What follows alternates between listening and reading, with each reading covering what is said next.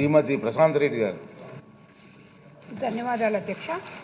మన ముఖ్యమంత్రి నారా చంద్రబాబు నాయుడు గారి ఆకాంక్షకు అనుగుణంగా ఇంటికి ఒక పారిశ్రామికవేత్తను తయారు చేయడానికి లక్ష్యంగా ఈ ఎంఎస్ఎంఈలు ఉపయోగపడతాయని చెప్పడంలో ఆశ్చర్యం లేదు అధ్యక్ష.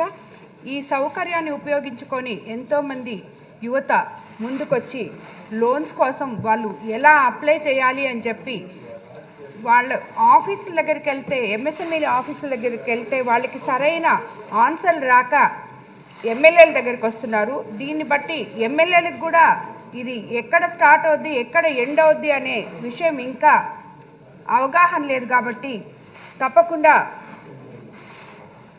అందరూ శాసనసభ్యులు అడిగినట్టు దీనికి ఓరియంటేషన్ ప్రోగ్రామ్ అనేది చాలా అవసరం అధ్యక్ష.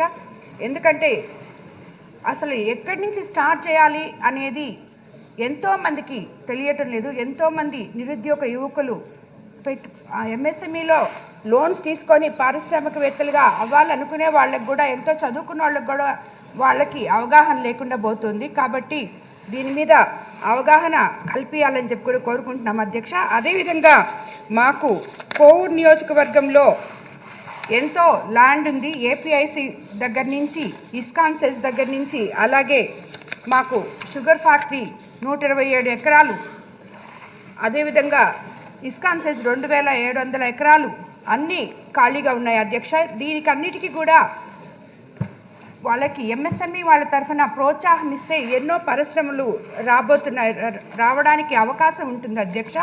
అదేవిధంగా మనకి ఒక్క నిరుద్యోగ యువతకి వీటికే కాకుండా మన రైతుల కోసం కూడా అవసరమయ్యే రాయలసీమ నుంచి నెల్లూరు మీదుగా ఒంగోలు వరకు మధ్యలో ఎక్కడ కూడా ఒక సరైన ఫంక్షనల్ మార్కెట్ యార్డ్ కూడా లేదు అధ్యక్ష.